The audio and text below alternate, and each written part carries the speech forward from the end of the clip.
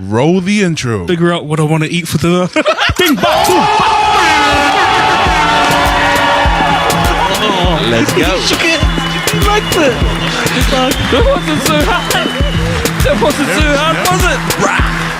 Don't be nervous.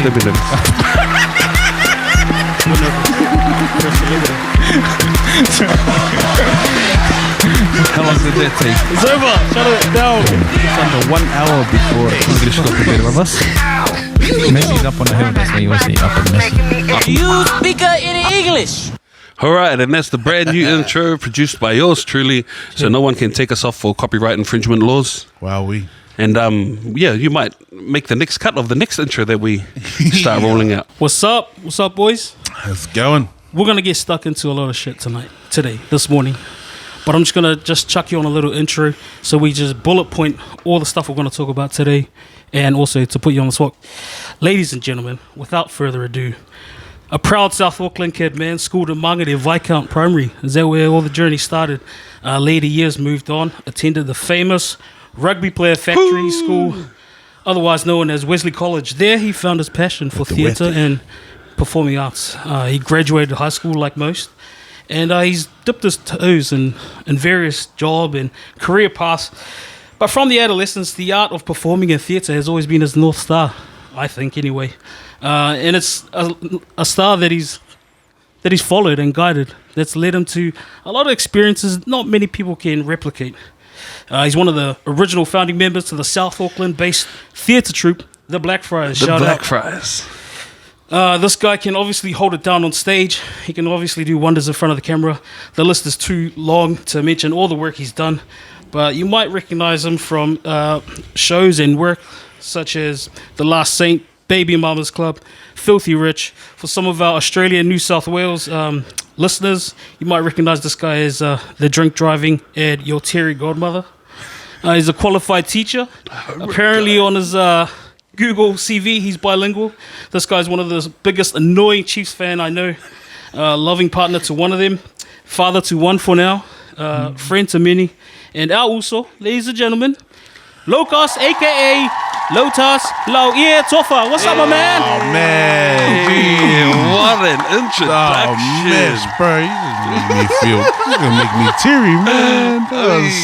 That was beautiful, brother. Thank you for that. There's a few knock-ons there, but I'm glad I got it out. What's up, my man? How are you? Yeah, good also. Thank you for the intro. You make me sound real flasher than I feel. Flash, You're flashed. But thank you, man. Jeez. On the way here, I made a conscious effort to remember to give your flowers, man, where it's due before we start dragging you down about the teams you support and all that shit, and just do what we do as boys and just give you shit. But I just want to commend you in front of the camera, in front of the world, and just give you your flowers, man, for someone from South Auckland like the rest of us.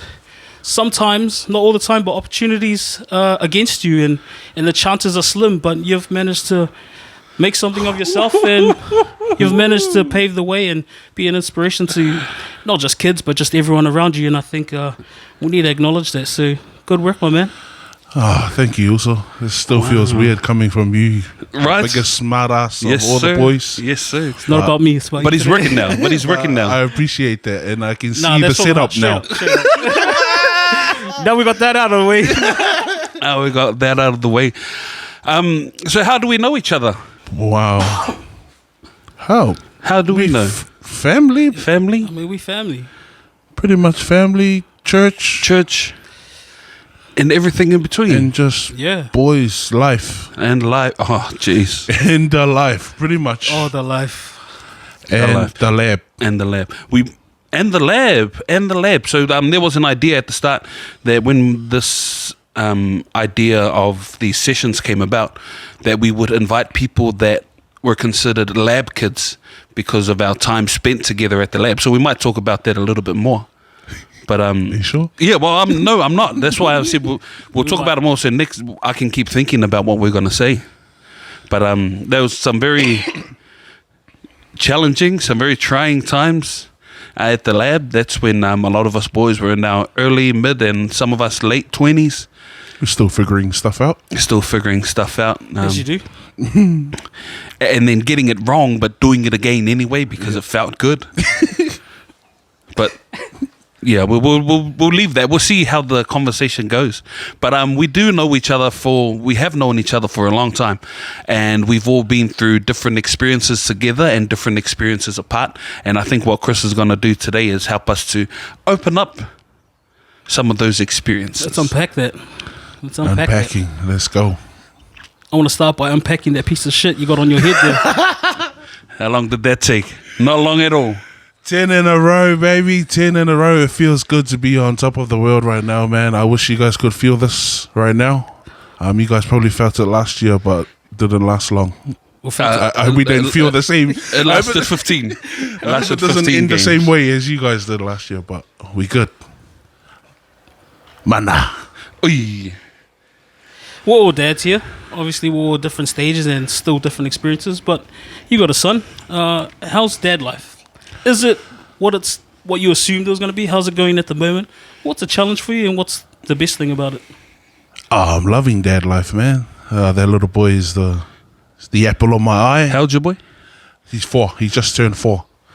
Yeah, I'm loving it. All the normal challenges that dad life brings, like the challenge I'm finding right now hard is like disciplining him, because he's starting to get like, you know, just his own thoughts, and he's pushing, and everything comes with conditions now.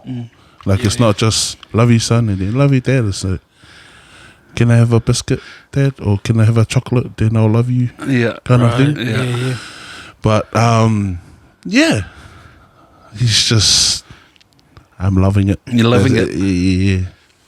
4 years old. You shared recently to our chat group about spending a large amount of money on Happy Meals and Big Mac combos for your boy's birthday. How'd that feel? Oh, bro, that was Privileged? Oh, very, very, very, very privileged. But just the feeling of, when I walked into the door that day, bro, that just, yeah. I walked in through the door. I felt like the biggest superhero in the world, because all the kids were just like, "Whoa, McDonald's!" Not like, just one or two bags. Yeah. And you just see my son just standing there like, yeah, that's my dad, boy. Dad.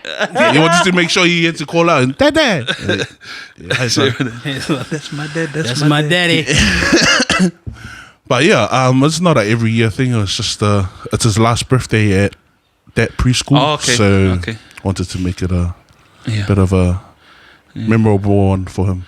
And some people might say that's a lot of money to spend at McDonald's, but you're also paying for the time not preparing food, not setting up, not getting plates. And honestly, that was the easy go, because we just didn't want to do goodie bags. Yeah, I mean, because every other birthday that, like, son, there's a birthday maybe every week, and son comes home with like massive ass goodie bags every week. Oh, from true. Other kids' birthdays.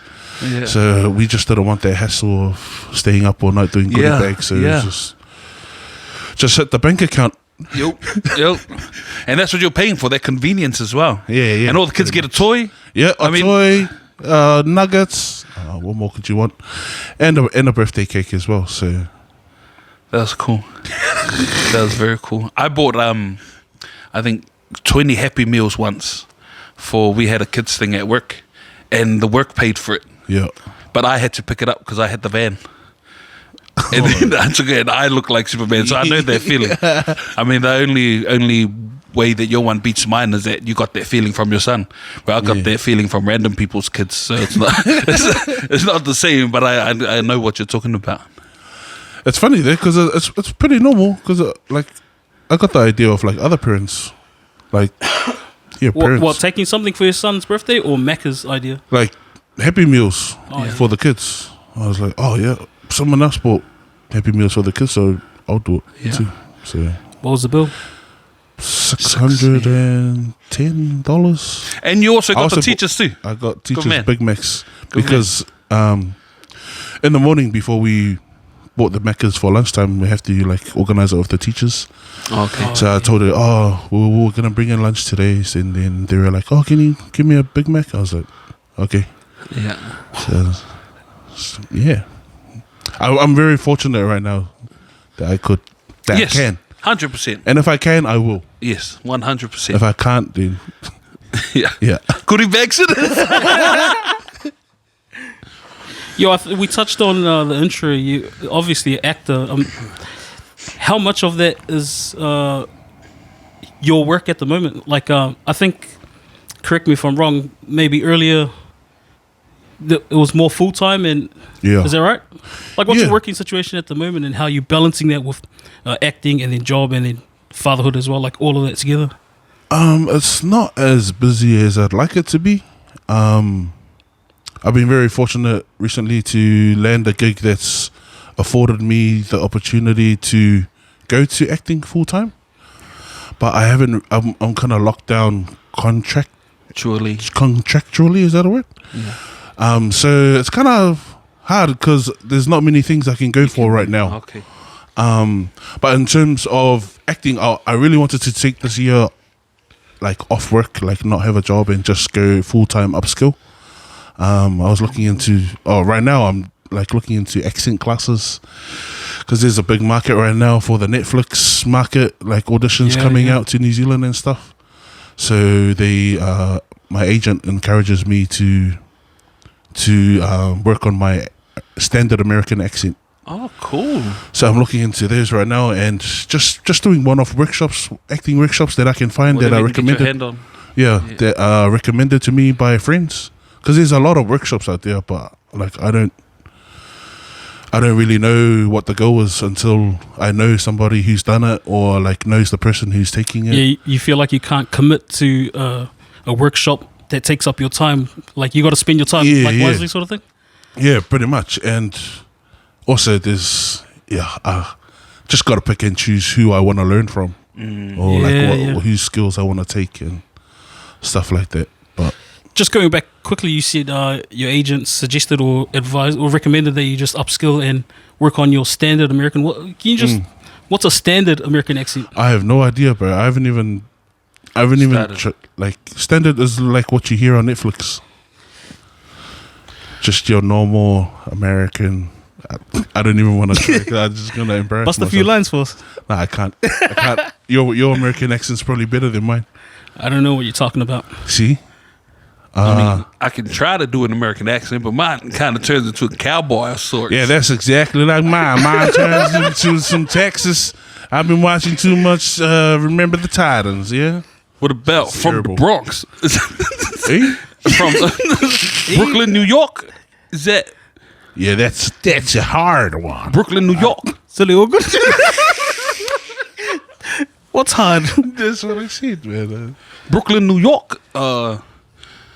But yeah, no, a lot of mine sounds like from Alabama. Yeah, see, you Further south. Sound like Bubba. Oh, yeah. Bubba Bing. I don't know if you've been following the lab sessions there, Lauie, but I have. I do a pretty good Scottish accent. Oh, Yes, I've seen this. we good. Yeah, what was the next get now. channels? We good. When I wake up, that one? How does one even get into acting?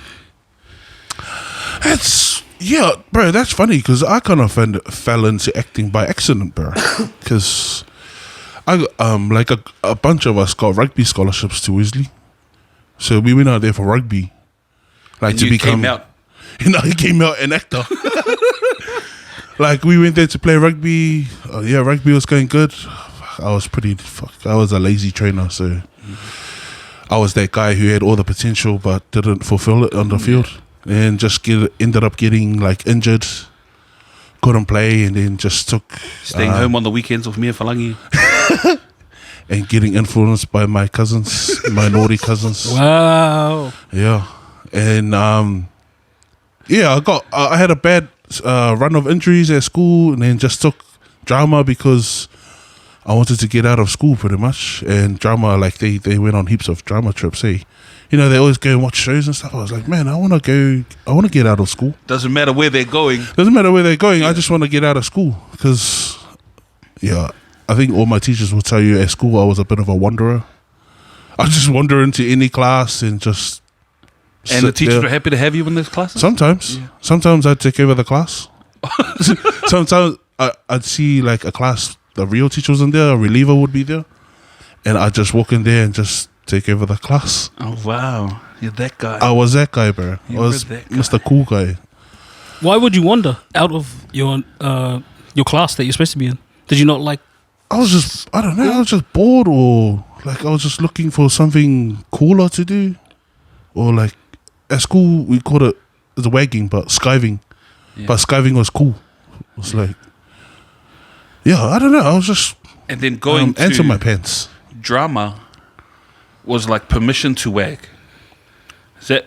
Yeah. Me and Chris had a conversation well, earlier. because one of my good friends and one of a really good teacher that like one of the first teachers who kind of believed in, who actually saw something in me, Michelle Johansson.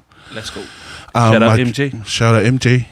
She was the drama teacher at school, and like just the environment she created for her classes was like Didn't feel like school. didn't feel like school. It was like, you know, the cool class where we could go and relax and just chill without a teacher down our backs all the time, and also go on trips and get out of school. So I was like, yo, this class is mean. And then later on would like, I don't know, do shows and stuff, and like without me knowing, I'd just perform whatever. Just tell me what to do and I'll do it. Yeah, like just learn these lines, say it like this. I'm like, oh yeah, okay. This is like my first like kind of interaction with Shakespeare and shit. I was like, what the fuck is this language? But like I'd learn it, just do it and say it. It ended up being the best in New Zealand. Nah, just I mean, jokes but not jokes. oh yeah, jokes but not jokes. Jokes but not jokes. I mean, yeah. I don't mean to sound, but I mean, if I do, I'm sorry. yeah. But you know, like coming from Southside, like Yes, sir. we don't like Shakespeare is so far as the Shakespearean world is so far away So far removed from everything where you I know. came from. Yes, sir. Like everything I knew, like growing up in Mangere, and like I never heard of Shakespeare. Yeah. Like, what the fuck? And then like when I joined drama and we like go and watch these Shakespeare shows, fuck, I was bored as hell. Like I was like, what the fuck? Can you swear? yeah. Oh, yeah. But that was fucking boring as, like, especially watching white people do it. Like, old white people. I'm like, fuck, I don't know. But, like, learning it and saying it just felt cool. Yeah. Because, like, you're this dude from Mangere speaking this flash language. You don't even know what you're saying, but it sounds cool.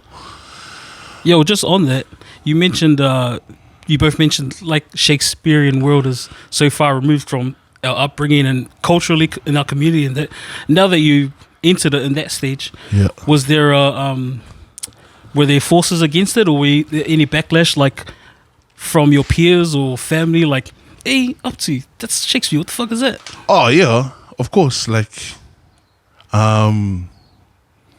was it? I'm sure you guys. Yeah. I'm sure you guys were like, Not me. Like We- At all. As an audience member, you look beyond Shakespeare when it's your people doing it. Yeah. So one of the first things you pointed out was Shakespeare was boring Yeah. when you were watching old white people do it. Yeah. But I was watching you do it, Yeah. and it was no longer Shakespeare. It was something Lauie and the boys were doing. Yeah. And I think that's a really cool thing that our teacher kind of brought to us, because she was a Shakespearean expert. Yeah. So the way she brought that world into us and like putting it into like Pacifica Yes. context Yes. and made it relatable to this boy from South Auckland. Yeah. Like And the ideas and consumable, yeah. themes of what Shakespeare talks about, we can relate to. Yes. Like greed, Yes. like all the other. And What did other I thing just- is, once I delved into it, you realize that you've seen these stories all over the place. Yeah, you see those These three stories stories are being all at your recycled all- family reunions and family gatherings. And movies itself, right? Like Yeah. movies that are Hollywood and dressed up. Yeah, I grew up not realizing what That they were based off. on. Yeah. Yeah. What's that thing that Billy likes to say What's that? about the theater being a mirror? I think that's the first time I heard him say it. First time I heard that saying, Billy explained to the group I think I read it in one of his profiles, Yeah. that the theatre is a mirror for society. Yeah. And it shows us on stage. Yeah. Just a little bit more dramatic, a little bit more drawn out. But I don't remember that, but yes, that sounds like a very Billy thing to say. if it wasn't a Billy thing, I said that. Copyright to Profound. myself. But it makes sense, yes. Theatre is a mirror for society. Yeah. I agree. And that's why we can relate to some of those stories, because we've seen ourselves do that. Yeah. Also, that's probably why they stand the test of time, because it's timeless. Yes. No matter what community, no Yes. matter what religion, these Yeah. are all Yeah. related to current Like events and everything. Romeo Yeah. and Juliet is kissing That- cousins. Right? I- You know, because this side of the family doesn't like that side of the family. Suddenly. Oh, sorry, this is the wrong family. What the fuck? But yeah, man, like Shakespeare was just, to me, he was just some dead white guy who wrote plays. But now Yes. Shakespeare's the man to Yes, me. sir. Yes, sir. Shakespeare gave me my first experience of like winning something, Okay. I guess. Yeah. That wasn't the Achievement. rugby game. Like achievement, like my first ever, my greatest achievement that I ever remember, like earlier, was winning that Shakespeare award Let's go. for like best actor in the South Auckland region. Hoo-wee. Bruh, I still remember it like it was yesterday, man. Him calling my name and me sitting there like, Nah. hey, nah. Were there nominees or something like that? Like, was there a bunch of yous, or no one knew? Nah, anything? it's, all the nominees was everyone who performed that day. Oh, all right. So all the schools, we were the Oh, only brown shit. school, and it was just like, honestly, it was an auditorium full of white people. Like, no shade to white people, but that was just how it was. And walking in there, I was like, bro, intimidating as. And no way in hell did we ever think that we'd walk away winning it. Yeah. And then you did. And then we did it. I was like, what the hell? I just learned this page and I got told how to say it and I just said it. And then I won this thing. So I was like, yeah, in terms of acting, I guess that was probably my first moment of, And wow. you fell into it. Yeah, I think I caught it after that. I caught the bug, they say. Catch the creative bug So you went into school of rugby play and came out as an actor. by accident, Or kind of. he had a scholarship to go be an athlete and walked out pretending to be someone else. Yeah. Nah, And then- hats off, man. You've been out of school now for about 36 years. How have you managed to Holy shit. have you managed to stay in touch? I mean, because I done stuff at school that I was good at, and then when I left school, I left it behind. Yeah. But you obviously haven't. I guess that's when the Black Friars come in. Let's go. Tell us about the Blackfriars. So that same teacher who believed in us when we were fourth form, decided to when we got to seventh form, she decided to make our own theatre company because she wanted us to keep doing what we were doing. So like we started and we started the Blackfriars. I think she started it because of me, the whole time, like she always looked out for me and wanted me not to go down that other path, which is so easy to go down. Mm-hmm. So I guess she kind of guided me and all the boys, we just loved performing together. And together, there's also a key Yeah, word there. Yeah. like it wasn't just me. There was like 6 of us who enjoyed the same things and loved performing. And we just love the buzz. We call it the buzz. So it wasn't a new. It was a new theatre company, but it wasn't a new group. No, You guys yeah. had been together. I You mean, guys had we performed started together. the first drama class at Weasley. Yeah. So it was that same group that started the first drama class. After high school, we decided to make a theatre company and keep that flame alive, I guess. Because the Blackfriars went on to become somewhat relatively successful in terms of having shows regularly, Yeah. sold out seasons, involving people from outside the Blackfriars coming in as actors, and I mean that stuff was massive. I'm propping a lot of this up because I don't know if anyone knows, but I'm also a Blackfriar. Yes. I was waiting for someone to say it, but they weren't going to say it, so I said it my damn self. The Duke.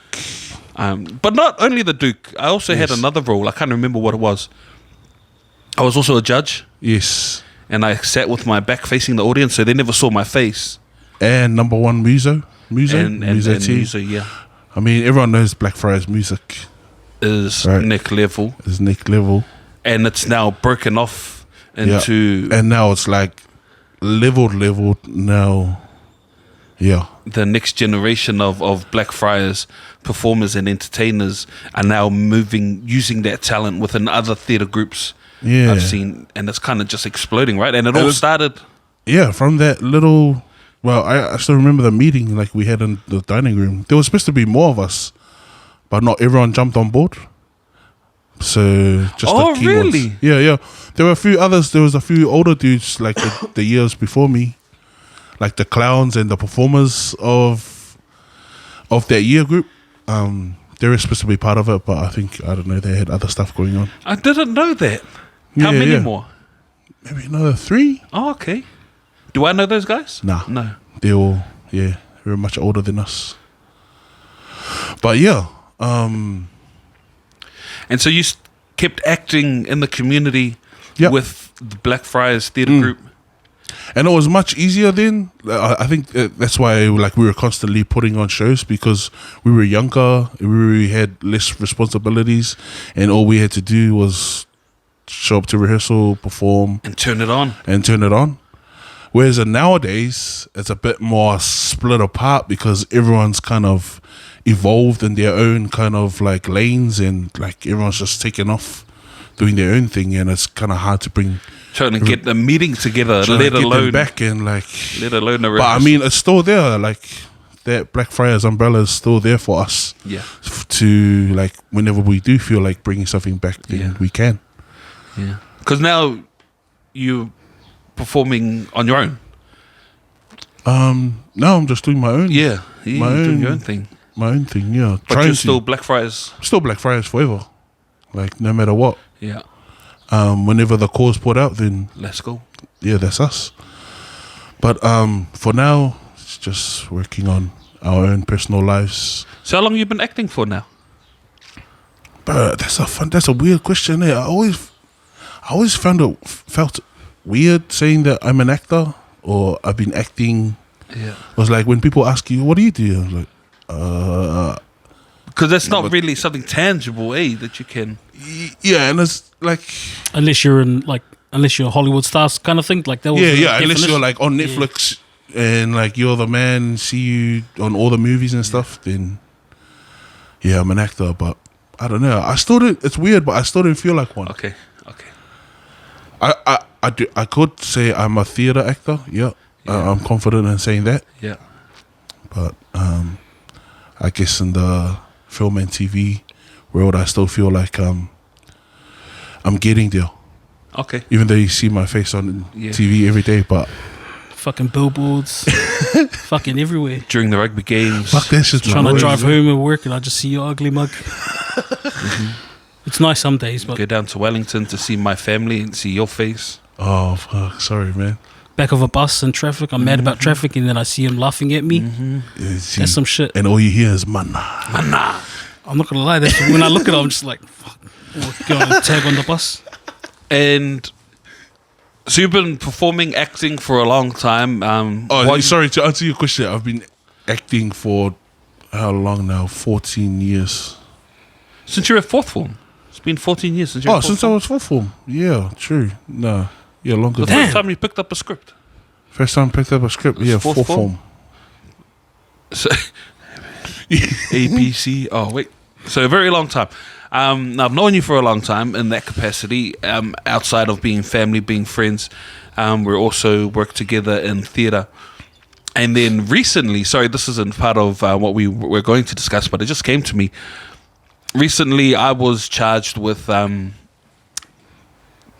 mean to sound like, directing our church Easter play. Yes. And I put the call out to the church for someone to play Jesus. And a couple of men said yes, and then they weren't available. And then I put the call out again because, you know, we needed somebody and no one would do it. And so I thought, you know what, give Lauie a call and see what he says. So I flicked out a message, and 2 or 3 messages later, he was like, yeah, sure, just tell me when and where and I'll be there. And Lauie came to my church. He was involved in our Easter play. He started out as Jesus, and the main reason I chose someone outside of church for Jesus was because it was the smallest part in the play. And then Lauie was there, and the guy that was meant to play religious leader number 1 or 2 wasn't there. So I said, if there's anyone here that can read, it would be Lauie. So Lauie, can you just read part 1 and while you act against part 2 and just until the guy comes? And then Lauie read religious leader 1. And I was like, what the? He just picked up the script and just read off the paper, and he delivered it better than anyone that could have practiced for weeks and weeks. And then right then and there, I said, also, religious leader 1, I'll find someone else for Jesus. And he was like, yeah. And then in the space of a couple of messages and 1 rehearsal, like we went from the smallest part in the play to the biggest part in the play. Got him. Nice one. That was a nice one. good. But good setup. I haven't officially, but I just want to thank you for answering the call. My church was buzzing their ass that we got this big time actor to come Now in. he feels like you giving his church Happy Meals. Oh, See that? See that? Full Circle of life, man. Yeah. Nah, all good, man. Thanks for that. Getting back in the church, because Yeah. you performed. We've performed in church long time ago. Wow. We performed in church a long That time ago. was something else too. Those and then skits. I left and went to Samoa, and I would watch videos of you guys performing. Oh, and it that's broke right. my heart, seeing you guys perform, wanting to be a part of that. Yeah. And then I came back, and this Black Friars thing had blown up. Oh, gee, yeah. But yeah, sorry, I don't know where I was going with that. Just to say thank you Nah. for doing that. My church thanks you, and Jesus thanks you too. Thank you, the Jesus. minister talked to me about organizing an envelope through the church. Yeah, Nah. and I'm like, no. This I do for him, he do for me. That's how this works. Yeah. And if we start doing envelopes, then that changes the level of the relationship. Yeah. So no. That means everyone in the place should get an envelope. Oh, there we go. That Right. means everyone in the place should get an Because we all turned up to the same rehearsal. We all Yes, did sir. the same Put in hours. the same work. Yes, sir. Yeah. Except the that people, time man. you didn't turn up. You missed one rehearsal. I missed one rehearsal. I was having nana naps. That turned into a granddaddy nap. Nah, but all good, man. I really enjoyed that too. It was weird for me, for you asking me to play Jesus. It was, to be honest, like that was the weirdest role. I had no idea what to do. Yeah. Even though it was the smallest part and of the smallest lines, I didn't know how to Jesus. Okay. Like, you know, I was like, do I just Like some make big, him slow, majestic, godly, it's me, you know, like, you know. or the meek, soft, Yeah. friendly Jesus. Whereas in religious leader one, he was just talking, Yeah. and it was you're like able easy to for do me. that. I was like, oh yeah, this guy's just talking. Whereas in Jesus, I had to think about how do I hold myself, Yeah. which I was finding challenging. So when you said to change it to religious that was leader the one, easier I was of the like, two. oh yo, That's that was the good. easier I can option. do words. I can. Yeah, I can learn heaps of words. Yeah. Like that's one of my special skills is reading. I've always been a good cold reader, Yeah. What's code reader? like just reading it for the first time And delivering it like and it's, delivering it like just reading it and say it how you think the writer would say it. Yeah. Yeah, That's cool. I also wrote that script. I don't know if anyone told you, but I wrote that script as you well. co-wrote. Remember, you always had an overseer. He had to. I didn't know. I didn't know at the time when I signed up that there would be one of those. But we won't talk about that. But yeah, thank you. That was a very good experience, and that was just Easter this year. Yeah, So we went full circle from me watching Lauie perform to performing alongside Lauie, and then I directed him. I'm more Steven Spielberg. Let's go. Spielberg. Bing Jackson or something. Yeah. But yeah, thank you. That was cool seeing you in your director element, bro. Not that was my old lady Sunday school teacher. I'm ready to beat some kids. It was man. funny because I know you, and I know when you like You know the signs. Yeah, I know the signs of like, oh, he's getting angry, but he doesn't want to get angry. It was heaps of those. I was like, Heaps. Surely not. maybe 2 or 3. Because I pride myself on my ability to. No, you've To got him hide better. it. You've Oh, got okay. him better. Yeah, Okay. that's how I was pretty impressed. Okay. Thank Like, you. damn, this guy. At directing or Nah, At hiding. restraining himself. them oh very yeah, strange. yeah. I remember that guy.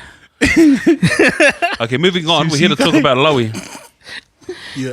You guys had your spiel about you performing, and that you answered one of my other questions I was going to ask you, and it was about how do you find reading? Like that was one of them. But another two questions. Like, has it always come easy to you, or was early age you worked on it and then it became easy? And do you still get nervous performing anything? Yes, I still get very nervous performing. I have this weird thing that I do before every performance, and only the people backstage would know or see this. But I always gag before stepping on stage. I don't know. It helps. A natural, or do you like a forced gag? Nah, it feels like it comes up like because I'm nervous. I'm like, and then I walk on stage. Like sometimes it's just before I walk on. I'm like gagging. Oh. Walk on and do the lines, do the thing. Shit. And Yeah, it's, on, it's a straight weird away. thing. Is that the same in front of the camera when you're filming Nah, stuff? nah, It's it's not the different? same. It's different. Stage is different because it's you're on, and then you're on. They Yeah. can see you. Whereas in film, it's just like You'll fuck it up and just have to start. you again. fuck it up, and then take it again, Oh. or like you can do it again. But in terms of like reading and stuff, I've always been a good reader. Like from a young age, I always pride myself in primary school of reading at a like More 15, advanced level, at a more advanced level, and there was always a competition for us to see who could read the most. Like, Okay. do you remember those journals at primary? Yep. Yeah. Yeah. Like see who could get through the whole. Remember those wooden box that hold the journals? Yeah. See who could get through all the levels. Hey, would the you waste fastest. those? Yeah, I'd be pretty mean at those. And Read and retain? read and retain, and also answer questions. Wow, that's big. Yeah. I don't know, but I've just been blessed and I've been good at reading. I don't know if it was my teachers or it was something that I enjoyed at primary school, but it was one of those things that started young. Reading and retaining information, I guess. That's a mean skill to have at a young age, and it sounds like that was like the beginning or the foundation of you to becoming what Yeah. you do now and being good at what you do now. Yeah. Imagine yeah. if you weren't good at reading, which a lot of people, and I assume a lot of actors and performers are not good at reading, but they're good at everything else bar. Yeah. Have you been around actors or performers that aren't really good at reading, but their performance is like fucking on point? Yeah, everyone has their different processes and everyone's good at different things. And yeah, I can't really. Sorry, what was the question again? Like being around People actors. that weren't able to read as well as you, Yeah. does that come through in their performance? Wasn't there was that one guy in one of the shows we done. He wasn't a friar, but he came in and he caked his lines every time. Yeah. He was a cop on Shoreland Street. Oh, right. Yeah. Yeah. There's some terrible readers, but nah, I don't think that necessarily makes you a good or bad actor. Okay. Yeah, you could be a terrible reader, but that person's got mean Performance skills. performance skills, or what's it called? Method acting, Yeah. when they really get into character. Yeah. So you're just saying like the final product everyone should be on the same line, but to get there everyone's got a different process, whether they're shit at reading so they fucking read it 1,000 times, like you can just pull it out. Yeah. Yes, that's exactly what I was trying to say, Miss. Thank you. My name's Lauie. Hey man, in that space, or you can delve outside of the performing space, but who inspires you, like in terms of your passion and acting and stuff like and performing? Who inspires me? My family or my partner Denise. Shout out, love you, hun. But also an actor. She's also an actor. Shout out. She's also a massive creative, a big theater practitioner. She helps me a lot.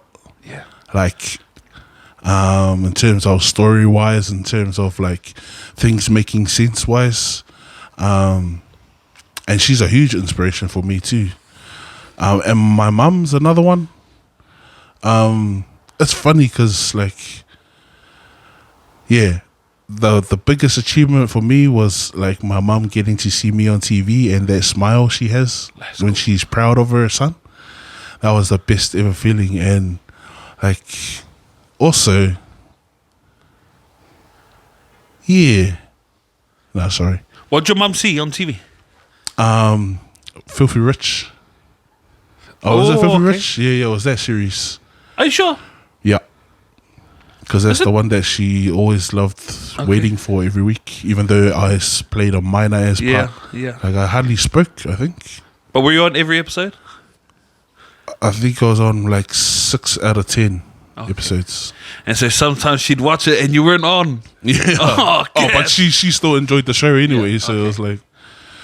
But yeah, that was one of the probably the biggest thing that she saw, because before that was just like little ads as well, like McDonald's ad. Oh, you've done a Macca's. Yeah, I've done a Macca's ad. What did you do?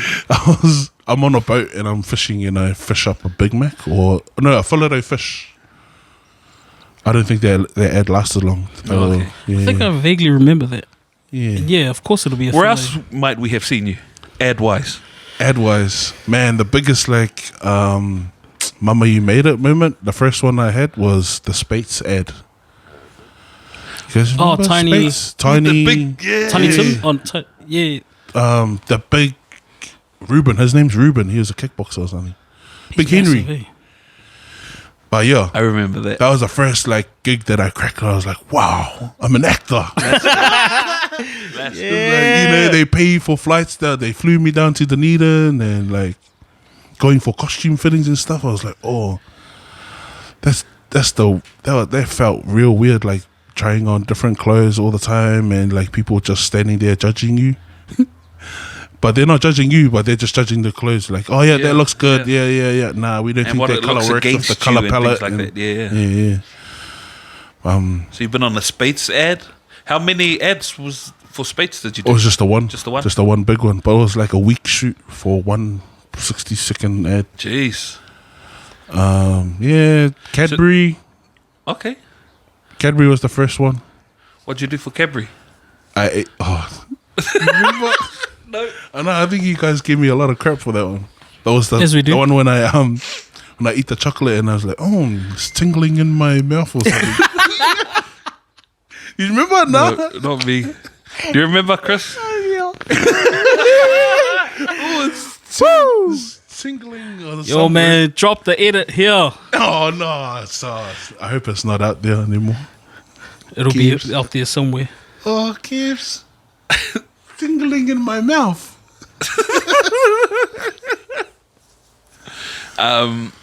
Macca's, Spates, Cadbury. I feel like an ad slut. Hey, Oh, really? Is that a thing? I don't know. I like most Isn't of every actor in New Zealand an ad slut? I guess so. I don't know about slut, but you got to start somewhere, right? Yeah. But even those that have started still do ads. Even those that have started still do ads. One guy who's been busy, Not Carl Urban. Arlengi. Is that his name? I think Arlengi. Bro, I'm seeing that guy on everything, eh? Brown guy. Glasses. He's a lifeguard. This is new lifeguard ad. Yeah, I think I've seen that. Yeah, and he talks about the waves and the beach but that guy, he's on, man. I've been seeing him on everything right now. Oos, calm down, man. Please give me some jobs. Save some Save bread. some for me. Save some for bread. me. Just on that, do you think there's obviously a a space for that character or your image when people are creating ads, creating work. Yeah. You know what I mean? They're looking for that type. Yeah. And are you guys in that type sort of thing? Yeah, Hence why we're seeing. I'm in that category of big brown guy. So when I show up to auditions, I see every other big brown guy. Yeah. That's cool though. Yeah. And you'd see the same people? Yeah, pretty much same people. But it's funny because every time I walk in, everyone just no, just give it to him now. I'm like, and this coming from like guys that I grew up looking up to, like David Fane and Feeling the same way about them. yeah, I'm feeling the same way about them. Like I walk in and I see David Fane and Semu Filippo and all these guys that I see on TV. I'm like, oh man, What am I even doing here? Why did I even show up, man? But then I end up booking it. So I mean, I don't mean to sound that way, but if I do, I mean, I'm sorry. jokes. And then there's a current ad Which one? that you're on that we already spoke about, the back of the buses and the big billboards. Are you allowed to talk about it? Is I don't know. contractually like? I'm sure I'm allowed. I haven't actually read my contract. I've read the part that says How much I get paid? He just went straight down to the bottom. just into the numbers. Yeah, The net.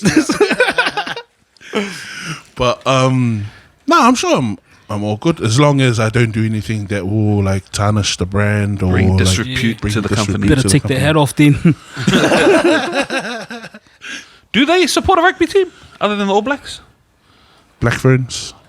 So just international. I think they're just international, but I don't know. So if you haven't noticed already, Lauie is also Big Ben from the ASB ads. Not the pie. The ASB. Cold feet. Oh, is it cold feet? Frosty feet. I was Frosty trying to think of the feet. line. Frosty Sorry. feet. Crusty feet. That's Actually, why it'd probably it was- be better for the boys if he was Big Ben from the Pies. He doesn't do anything for us as Big Ben from ASB. Bro, that man. Yeah. Life changing? Life changing. It's one of those roles, those gifts that keep on giving. Whew. Knock on wood. Knock on wood. But yeah, it's one of those like unicorn roles that pop up every 5 years for actors.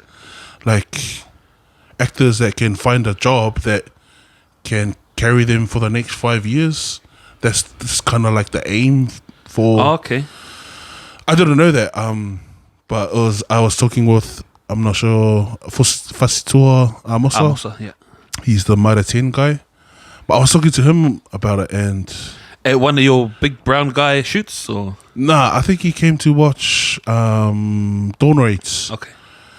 and we were having a talk about it because he's the Mitre 10 guy, and I was trying to like pick his brain about what it's like, representing a company for so long. I think he's been the Mitre 10 guy for like 10 years now. Oh, okay. So And he was like, "This is the goal." yeah, and he just congratulated me on like, and he used that same example, like it's a unicorn role. It's like it only pops up like every 5 to 10 years, and you got it. I was like, yeah, man. So I feel very blessed. Yeah, and people will be remembering you for a long time because of that role, and that's because you reminded me of who the last ASB guy was. Who was the last? And you said ASB haven't had a guy since the Goldstein days. Oh yeah. I think they've had a few guys in between. Yeah, but it didn't. I can't it even wasn't that remember 5 year. anything apart from the American dude. Goldstein was the biggest one name. And that was the unicorn role at the time. Yeah. That time had passed. I think they took him over 10 years. Yeah. Goldstein spanned over. Yeah. But yeah. And now you're big time. The ASB ads. I think it's slowly slowing down though. I'm not sure, but I can't. Yeah. Haven't heard from my agent yet. Catherine, are you there? Shut up, Kathy. Are we still on or what? Is that still us? Still on or? Yo, we're just gonna jump out of the performing world for a bit. Yeah, We're we're just- in there for a long Yeah, time. yeah. Just quickly. get out of there. You attended, I think it was the Ihu Matau protest years ago. This is fact. You once got interviewed and you said, quote unquote, We just wanted to show our support. Can't stand bullies. Growing up in Mangere as Kiwi-born Samoans, we still feel a connection to the land and feel obligated to protect it alongside our Māori brothers and sisters. We're not protesters, we're protectors.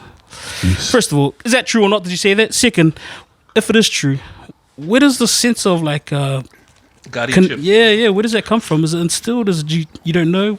Where's that come from? It is true. And yeah, it was like before I went down to Ihumātao, like I didn't really know much about it. And I guess being there and feeling it was a total different feeling. Like being from South Auckland, like I always pride myself on being from Mangere and South Auckland, but I never really like dived out and like try to find out exactly What the that history means, and yes. what happened in Mangere and why is it called Mangere and why are these people here? How did we end up here? And like my partner's Denise, her work in teaching is a lot to do with what's it called? History, social. Yeah, social justice, like finding and finding out all that kind of stuff. So, like me through her and understanding, like my roots, or like my roots are in Samoa, like that's where I'm from. But being born here and living my whole life in Mangere, and only figuring out about Ihumātao in my 30s, I felt kind of Yes. like a sense damn, of guilt.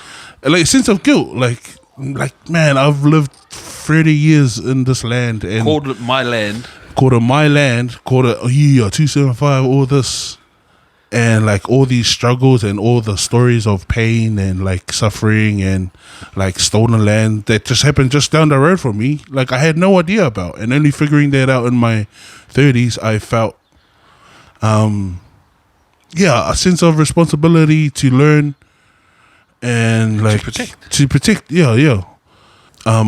Like I've just recently, like in my 30s, just kind of getting an introduction into Te Ao Māori Yes, sir. and learning about all that stuff, and it's just completely opened my eyes. Like honestly, learning about Te Ao Māori and the Māori culture and all the stories that's happened around our area has kind of what made me want to get closer to Samoan culture. Yes.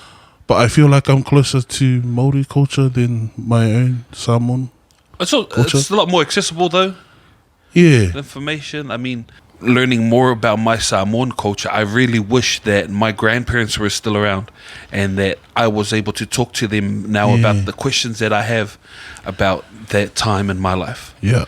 Or about that history, that part of my life. But now that they're no longer around, you know, I'm in my role, I have a lot more accessibility to kaumātua and people that I can talk to about that stuff. And so the opportunity is there, and so I've taken it, and so I can learn.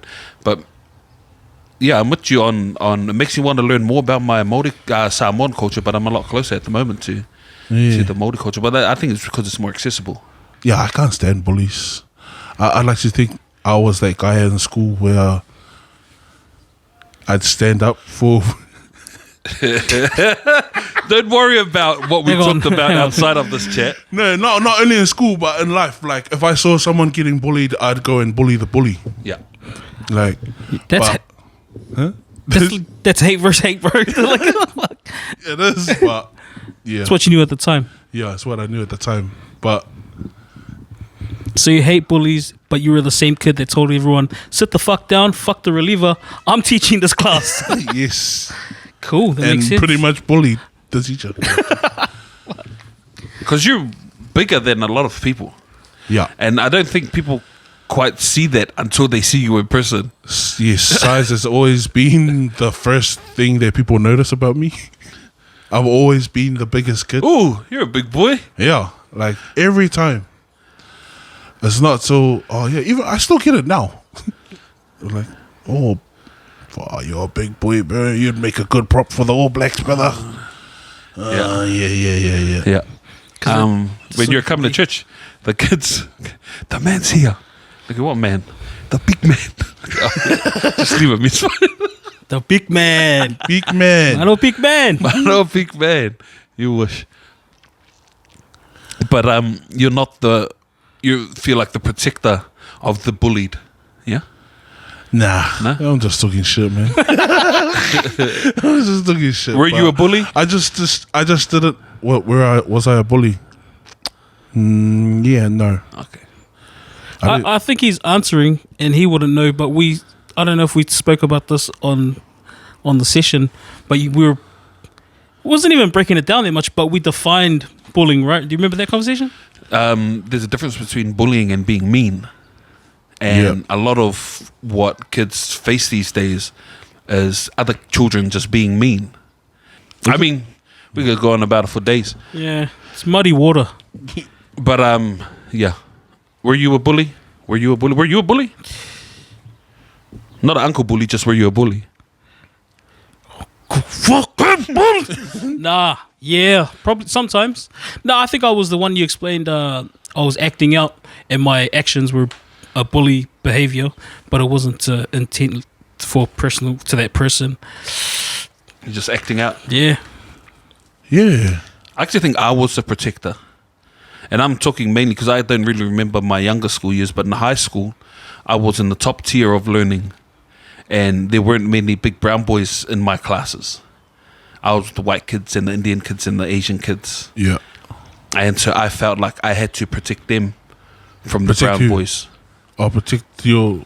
Yeah. my classmates. So there was this thing where we'd play first kids to the court get to play on the court. Right, like first kids to the field get to play on the field. So we'd get to the field to the court first, and we'd kick around a rugby ball and play touch and net. And then the brown kids, they were in the lower tiers of learning. We're like, hey, Bing, can we come and play with you? And because I want to protect my Asian and Indian friends from them, I'd say no.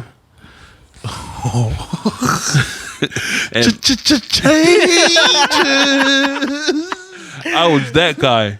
Fucking changed. And then, Switched then I started being influenced. And then by about my 5th form year, I dropped into the lower You went back. tiers. Yeah. And then by the time in my last year of school, my options were go to Samoa or repeat your final year of school. And that's where that came to be. But I went from the top to the bottom and reconnected with my roots, with who I truly am. if I was in those lower classes and you came down, I was like, yeah, boy, yeah, what? Hey? Remember those days? Hey, you remember when you Wouldn't let us play with you? Shit. Yeah. That was I was always in the dumb class. Yeah. Yeah. I was always in the dumb class because I wanted to. I was going to say, it's not because you're dumb, it's because you're lazy. Yeah, I was Right? lazy. There's and a problem with a lot of our and kids, all the eh? boys were in the dumb Yeah. class. Like, all the boys. Like, that's where the fun was. I didn't want to sit around with all the geeks and all the boring things. And That's the most tall poppy thing ever, though. Like, that's it. it is fun to be with the boys, and fuck, it's heaps of fun. But like, if they saw you in the smart class, like, it's not cool to be smart. Yeah, you know what I mean? yeah, It's like, yeah. look at this guy. He thinks he's the man, eh? This guy's studying on his break. Up to. I think I was that guy, eh? I think we all were. Yeah, This- yeah, it's like, Not that it's right, but it's, So I want to be better, but my friends. but all my friends. I just want to be better without my friends knowing. Yeah. I mean, I didn't have that much energy. I wish I had that much effort to be like, to hide my efforts, but I succumbed to my peers and just Okay. let's smash a box before exam. Yeah. Yeah. See what happens. Yeah, the boys. Yeah, the boys. South Oaks. Yo, Wesley College. You play any footy there WTC. after your scholarship? And after that, just be a name dropper and drop some names that you, I guess, played with. You know what I mean? Because there's not many famous people that come out of Wesley. Savage. Savage. What's his name? Savage, Wesley. Yes, he is. What's his name? Demetrius Savilio. Savainaya. Oh. Savainaya. Are you sure? I'm sure it's Savilio. Demetrius. It might be. I think it's Savilio. Yeah, yeah. Maybe Because he I went to switched school up. with his mom in Samoa. Oh, true. Yeah. I was like, hey, what is he? Yeah, nah, Samoa. Sorry, in Bible college. Not school. Tertiary. Bible school. But I think it's some Leo, Yeah. Biggest name that you played with? Biggest name that I've played with Alongside, at Wesley. yeah. Alongside Sekope Kepu. Ooh, who's that? Wallabies captain. He's a Waratahs Wallabies legend now, eh? Legend, yeah. Now the captain of Moana Pacifica. Let's go. Yeah, so I went there on a rugby scholarship, and like it started off well. Third form, under 15s, under 14s. We won counties. Under 15s. Oh, when I was under 14s, I got put up into the tournament team, which was the under 15, which was Bele and them. And Sekope. So Sekope is a year above me. But two of us from our under 14s, we were so good that they put us into the under 15s to go down to tournament in Dunedin. And that was my first time out of Auckland. First time on a plane. Hoo-wee. Was a flight to Dunedin. Damn. As a professional rugby player. That must have been buzzing. Yeah. Well, it was buzzing, man. I was buzzing my ass off. It was professional because everything was paid for, right? Yeah, everything was paid for. First time getting a tracksuit. Let's go. Like, Televised? Was it? Yeah. Did they not start it then? Nah, it wasn't televised then. I don't think TV was invented. 2001. Yeah. 2001. Right. They didn't have internet out in the farm. Yeah, the farm boys. It was still dial-up then, wasn't it? So, yeah, under 15s, Sekope Kepu. Oh, who else was there? Oh, Fetuli Talanoa. Oh, Rabbitohs? Rabbitohs, Tonga. Yeah. Super League. Super League. Bristol. League Sacks. We'll talk about that one later. But yeah, made the second 15. Got my highest honours in rugby at Wesley College was seconds for life. Let's go. Played with Siale Piutau. Oh, also known as Siale Piutau. Captain of Tonga. Let's go. Was he Blues? No, Chiefs. Yeah. Stink. Oh, did you guys hear that? Sorry. So right, Sorry, stink. Sorry. Nah, yeah. Chalet Puto of the Brother of Charles Piutau. of the famous Puto family. Yep. There's a few of them that cracked it. I mean, they had a sister too that made her way up in the legal honours system. Yep. And she sadly passed away. Yeah, recently. R.I.P. Oh, sad. I know her name. Emma Emma Piutau. Puto. Yeah. So there's Emma, there was Robert. So Siale Piutau, Siale and Charles made it far in their rugby careers. And the older brother, Robert Piutau, was my DP. He looked after us in the dorm. Oh, that DP. Oh, dorm prefect. DP means dorm prefect. So Oh, yeah. I was thinking the other DP. I couldn't, my headphones are loose. But yeah, very fortunate to play alongside those fellas. Man, Sekope Kepu was a beast. Like I had front row seats to guys flying. Yo. Like, you know, support run, and you just see guys flying. Like, honestly, from the back, it looks like he punches them. Like, he was known for his fend. Forearm fend. Yeah, the fend. So at school, he played number 8. He was our number 8 captain. A lot of people get compared to Jonah Lomu. Yeah, he fell into that mold. But he was probably one of the closest. As schoolboy, His brother. those videos I seen. His brother, Okay. Sione Kepu. Yeah. For 1597, they won it, national title, and he was the next Lomu. What happened? I don't know. I guess the expectation was a bit much because I guess he went on and played New Zealand universities. Okay. Had a little stint in Japan, and then yeah, Excuse me. I think he was really a number 8, but they try to, you know, Manufacture do the him. Lomu on him and put him on the wing. Yeah, because if Lomu can do it, you can do it. Yeah, but he was a damaging number 8 too. Sione Kepu. There's still YouTube. Nice. 97 final. It's full game or highlights? Highlights. Nice. Highlights. Roll the clip. Outside of people you played with, who are the athletes that you, I guess, still played with, but not on the team, but like you schooled with them and they cracked it? Oh, it's heaps. Well, it's cracked. Professional, international. Yeah, made a career. Made a career. Man, damn. So many. I can't put a finger to them. Like know them? Like friends of them? Yeah. Like, do you know any in Japan or anything? Oh yeah, just our good friend Debo. He's part of the boys. Who's that? What's his name? Tavita Lepolo. Tavita Lepolo. Yeah. Shout out Tavita. Shout out Tavita Lepolo. He straight after school he got contracted to Mitsubishi in Japan. Pretty much lived there. Now he's Japanese. Yes. He's pretty much got a Japanese citizenship. So arigato. And he's got a lot of Japanese son over there.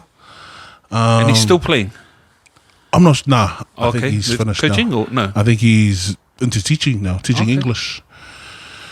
Yeah, a few of the boys, Siliva, a few of the younger boys, the younger cats who were in the younger ones, like Kao, Tuinukuafe, Nepo Laulala. Well, they were younger than you. They were way younger. Jeez, they don't look like it, eh? Nah, Something no, about they forwards that look old. Yeah, Yo. especially Nepo and Nepo's neck. Yeah, bigger than his head. Yeah. And another guy, Wingy, we used to call him Wax. He is playing for France right now. Yeah, playing for La Rochelle. Winnie Antonio recently branched out into the brewery business. Yeah, I've just seen that too. Now, brewery or restaurant? Restaurant, brewery. Really? Yeah. Okay. I think it was a restaurant. Big man thing. Hospitality. Winnie's. Yeah, That Winnie's, sounds so French, eh? Winnie's. Sound like a French It restaurant? did. Winnie's. Winnie's.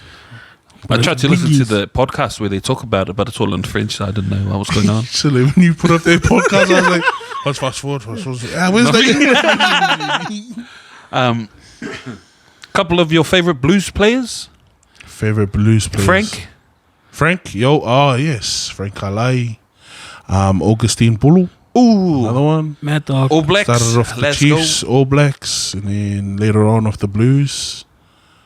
It's a funny story I like to tell people about the lab. Oh, it's the lab story, so it relates to the Labkids. Is that one night we were all up at the lab having a good time with both Wax and Mad Dog. Yeah. And they were both playing for... Counties? Counties? Yeah, I think they were Counties Academy. And Mad Dog said, let's go. We got training in the morning.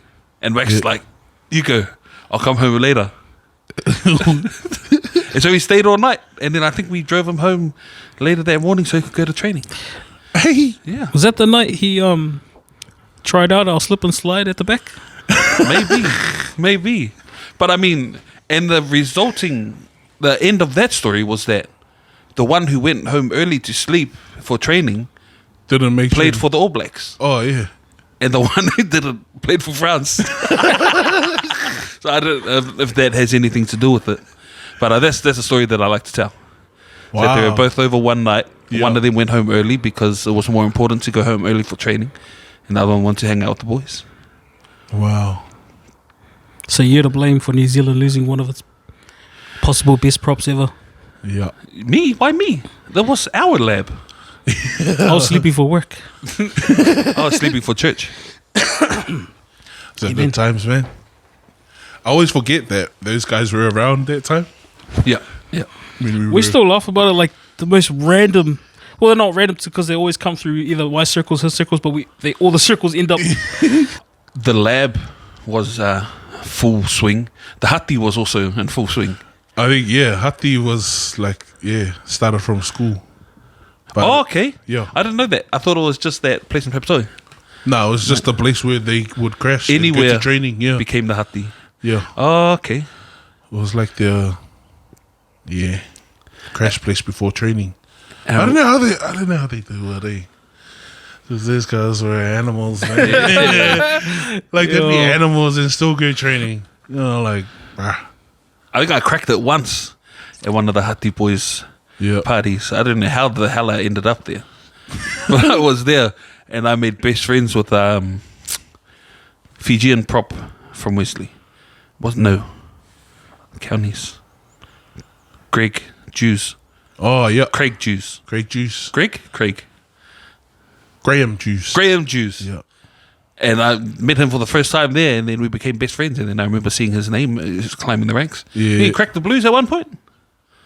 Yeah, surely Yeah, I think so. he came through county system. Was he with there? Nah. No. But yeah, he was my best friend from that night. See, There's my other claim your to Hati fame. brother. Yeah, my Hati brother. Yeah, we both got matching tattoos. Yeah, the Hati brothers. Shout out Hati. Let's go. But how did you end up supporting Chiefs? Through Wesley. Yeah, I was a Blues fan growing up. Yeah. You know, Because Spencer, you had to be. yeah. Yeah.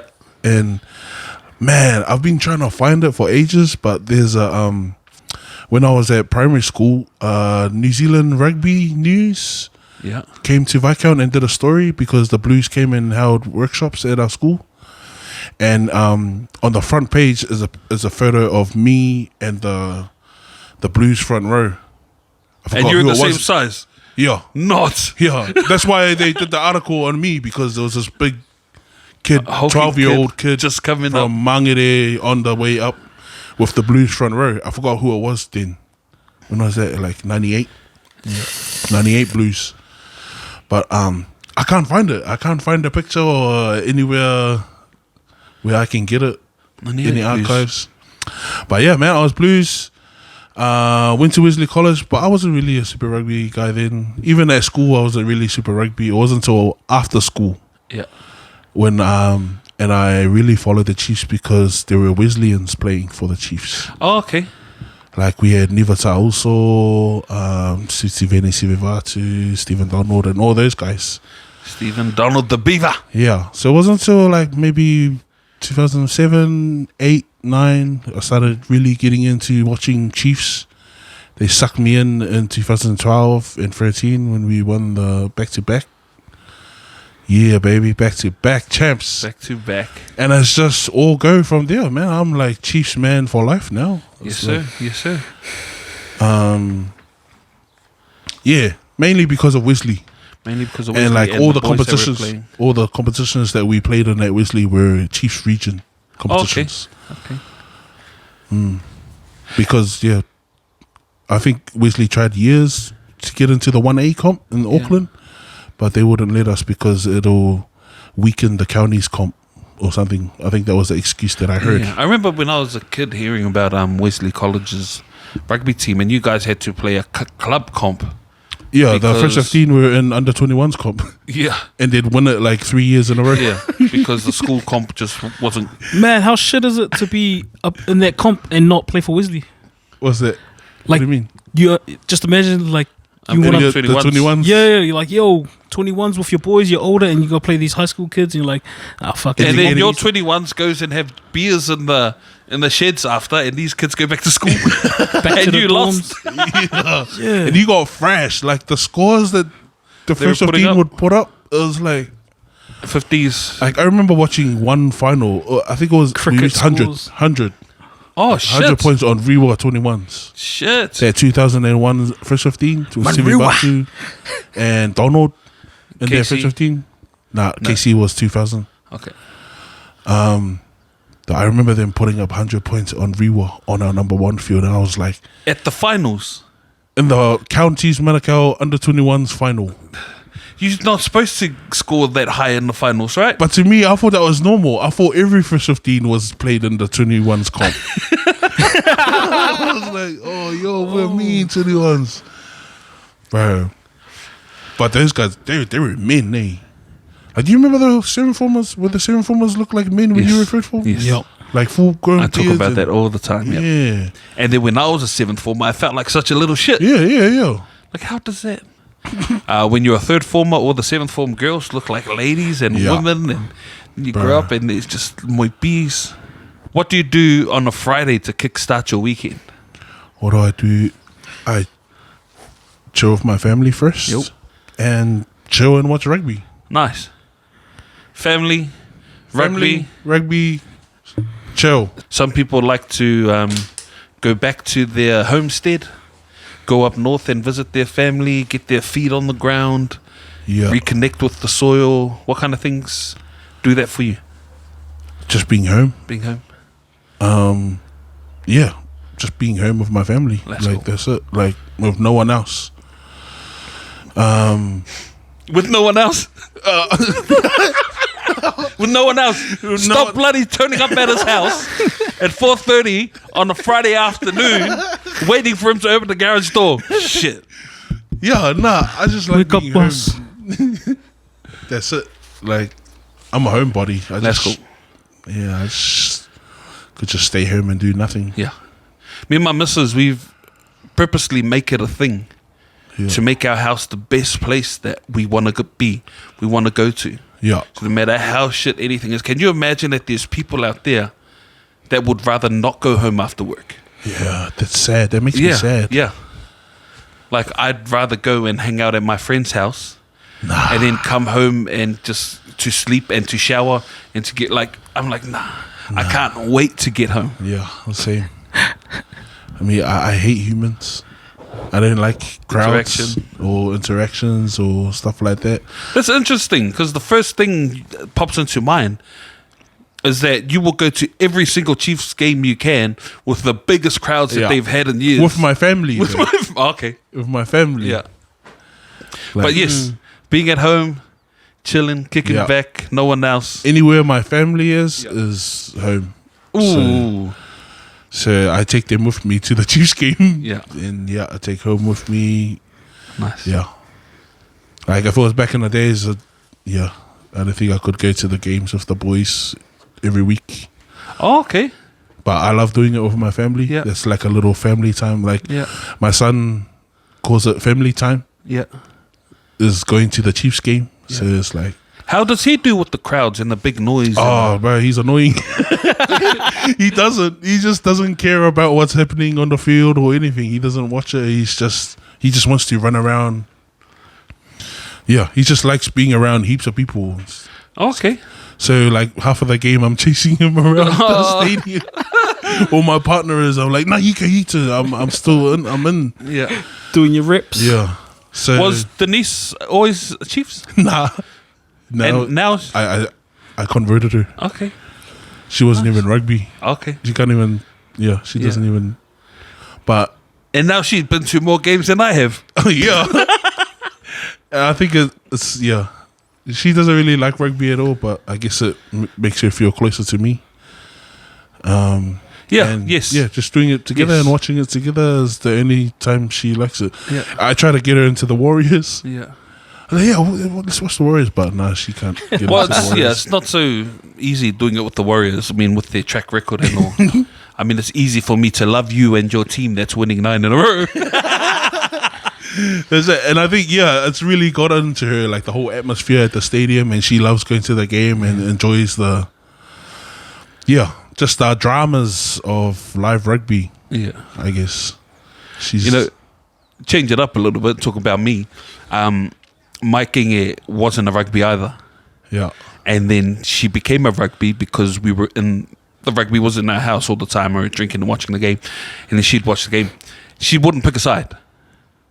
And then one day they had Bowden Barrett's highlights reel up on the TV. Yeah. And she's like, who's that? Like, it's Bowden Barrett. She goes, who does he play for? She goes, the Canes.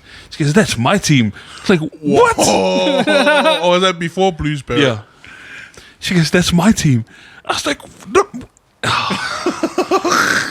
So Barrett highlight reel, and then she became a Canes fan, and then he became Blues. And I told her, if that's the reason you were Canes, that now has to be the reason you're Blues. Yeah. And she's like, okay. The only reason she's not a Blues supporter is because the number 1, 2 Blues supporters that watch the game here get so depressed when the Blues lose that she's like, I don't want to be a part of this. And I was like, how come you stop hanging out with me and Jeff when the game's on? She goes, because when you guys lose, it's like the world stops.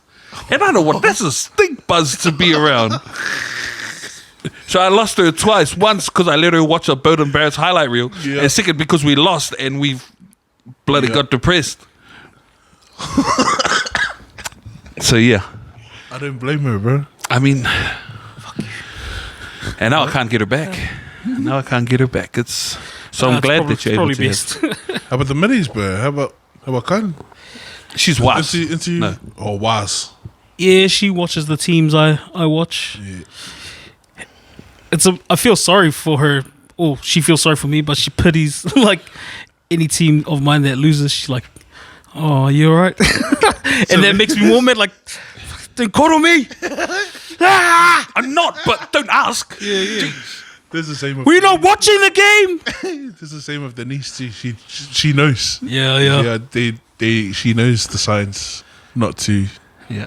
Yeah. If I come in the door and I'm just. Dude, just don't talk to me.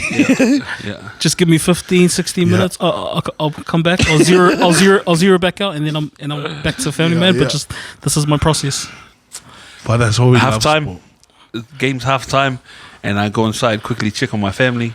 I go, Mrs. Open the door. You need anything? We're all good. She goes, "Are we winning?" Like, what do you mean? She goes, "I can see it on your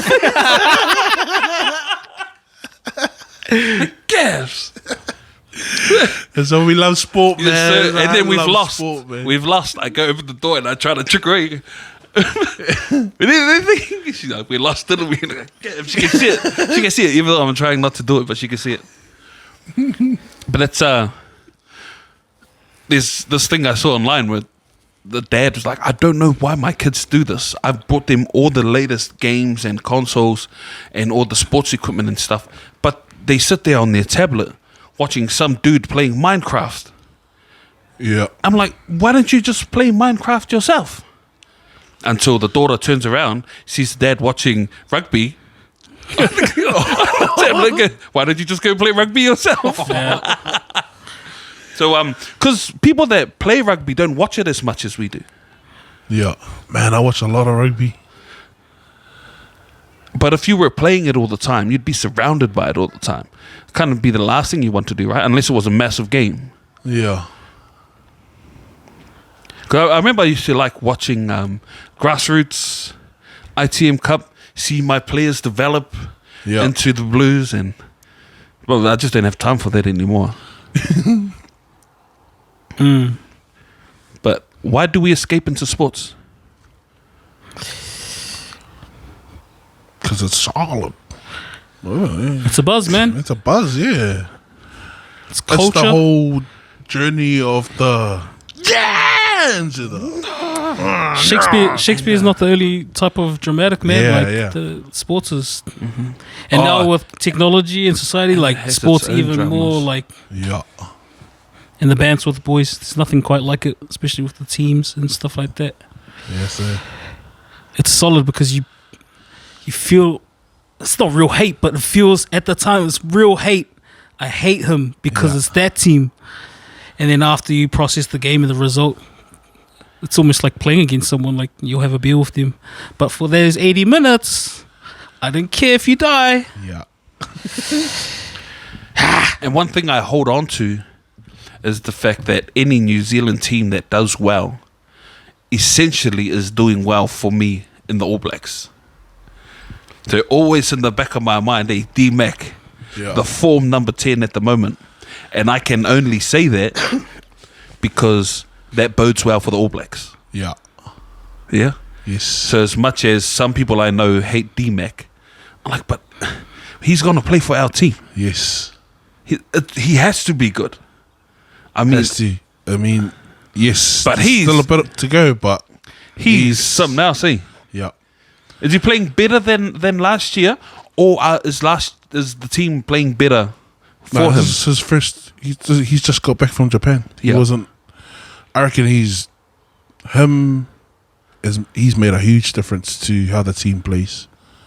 Because last year we were clunky as man, but the way the flow's going with the backs and stuff, like it's giving me 2012 vibes. Yeah, like that man with Robinson and ALB's try last Cruden. night. ALB's out try. of nothing. The Stevenson. It wasn't even their ball. Yeah. Like, what was it from? No, that was a D-Mac breakthrough a hole. Was it? Then he spotted. But I remember feeling like the Chiefs had no right to score. There was enough defense. Yeah.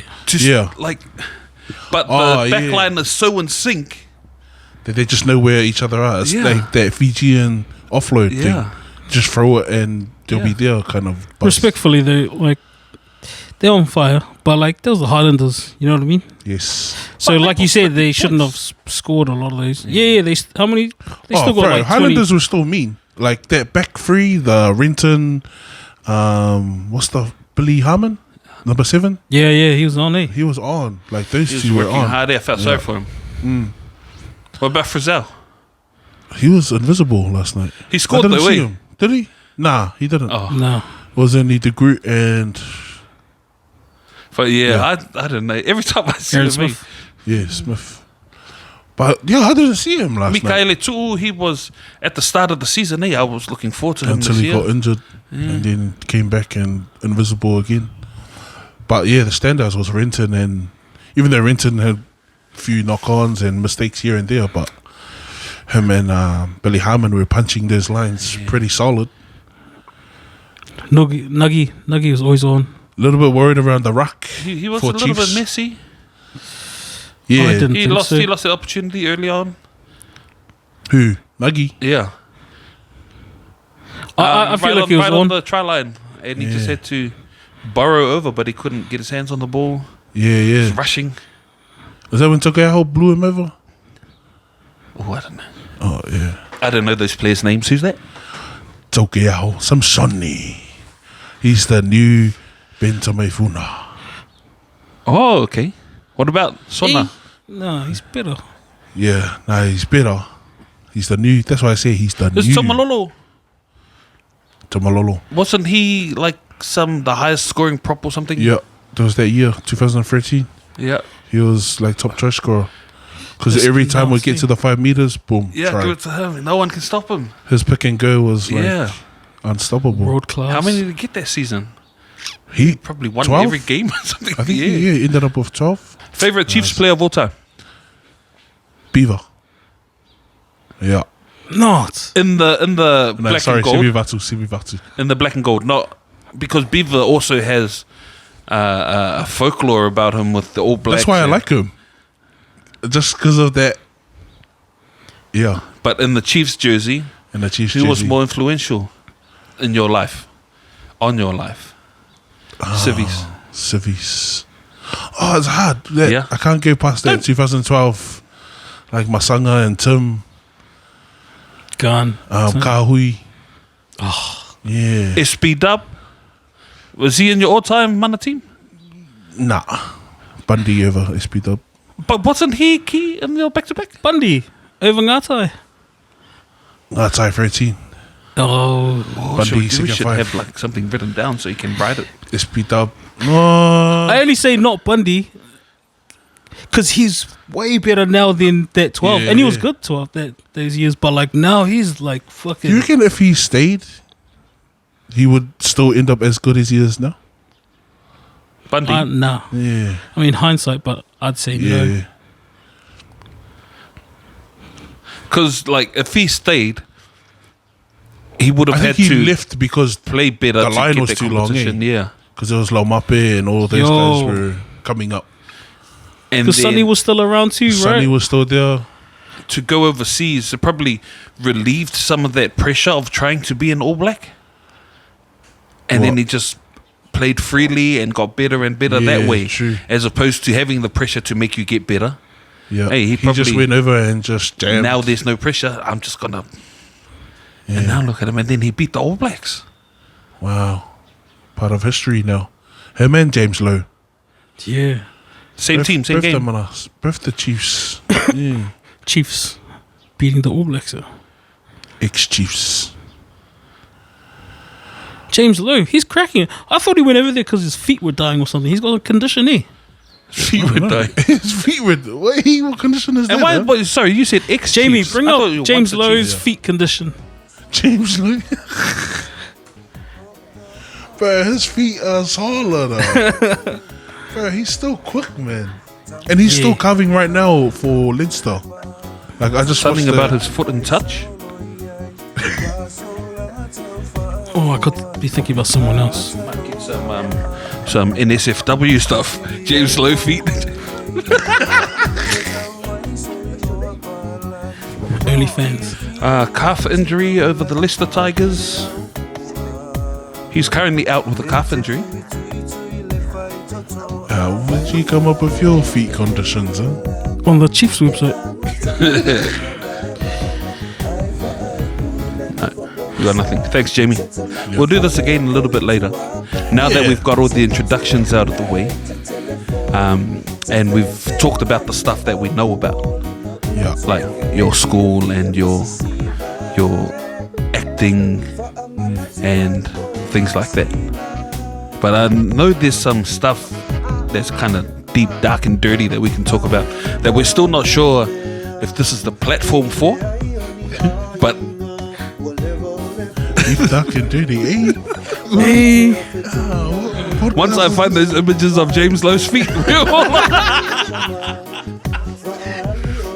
but yeah. Thank you, Lauie. If you guys didn't know, this is Lauie. Sorry, I like to be called Lauie. Lauie. Yeah. And last name? Tofa. Lauie Tofa from counties Manukau. South Auckland, Mangele, South Side, for life. Father, teacher, actor, loving partner. Have you started a public page yet? No. I don't see myself as one of those guys. A public page of what? What? For followers. Yeah. You want to follow your journey. Obviously, you don't want them to follow your family and stuff like that. But like, you haven't made a separate one yet for people interested in your body of work and work to come. That's alright. We'll make you one. Yeah. It'll be under the hashtag James Lowe's feet. That's a wrap. Sure. Figure out. Maleare me ngai o swai masiva le anga irunga fika se kalo fire pika ai wo mwa ika se do uso man or brother man se kalo fire sam I don't know why she doing this to you man but get la ke ga on next week city the ka we mai show woga ya ko mai ro le pa ki ka ko fane wa ya okay ya para ya